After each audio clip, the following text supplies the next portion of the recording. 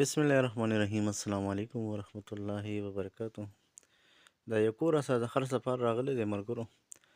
4 مرلې دی او 4 کمرې دي پکې. دا ښه پخه ګلی ده. دا یې بیټک دی. پکې دغه کچن دی. 3 کمرې دي پکې سره د بیټکه لاندې یو کمره پې بره ده. صحیح ده. او ډېر ښکلی کور دی. آبادي ډېره مضبوطه شوې ده او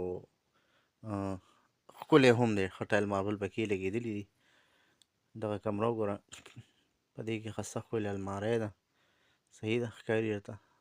چت هم ښه مزېدار سیلینګ دی. وګوره دغه ساده ټایپ کې جوړ دی. ګلکاري پکې شوې ده، سیلینګ نه وي. او دا کچن دی. هرې کمرې سره خپل اټیچ باتروم دی. یو کمره پې بره ده. ښکلې ګاډۍ پکې ودرېږي. اوبه وبور پکې شته دی. صحیح ده. لوکیشن یې ډېر ښایسته لوکیشن دی.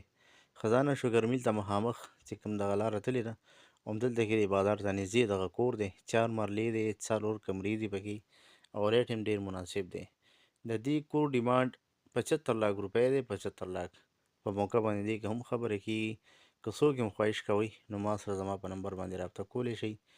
لوکیشن ته بیا هم خزانه شوګر میل ته مخامخ 400 روډ باندې بصري خان کبابي سره شاته.